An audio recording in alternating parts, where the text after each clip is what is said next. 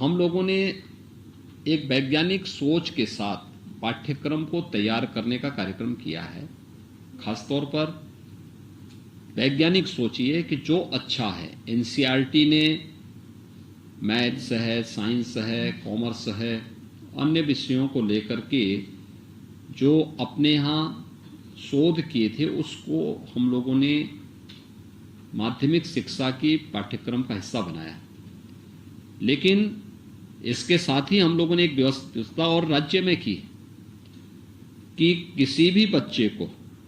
बाद में उसके सर्वांगीण विकास के लिए आवश्यक है कि वो अपने अतीत के बारे में जानकारी रखता हो, अपने देश, अपने काल और अपनी परिस्थितियों के साथ उनके साथ आगे बढ़ सके। चाहे वह स्वतंत्रता संग्राम सेनानियों से जुड़े हुए स्थानीय उन स्तर पर जो स्वतंत्रता आंदोलन के दौरान आंदोलन हुए थे, विभिन्न प्रकार के अभियान चले थे, उनसे जुड़े हुए जो नायक हैं, उन राष्ट्र नायकों के प्रति भी सम्मान का भाव पैदा हो सके।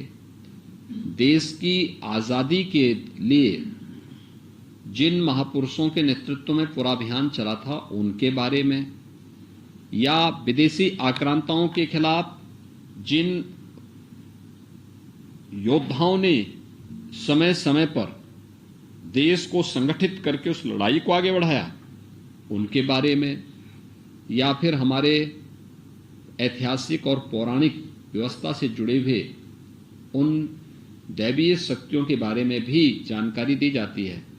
मर्यादा पुरुषोत्तम भगवान श्री राम हों, भगवान श्री कृष्ण हों, या फिर उसके बाद भी अन्य कुछ जो ऐसे महापुरुष हैं, महाराणा प्रताप हैं, छत्रपति शिवाजी महाराज हैं, गुरु गोविंद सिंह जी महाराज हैं,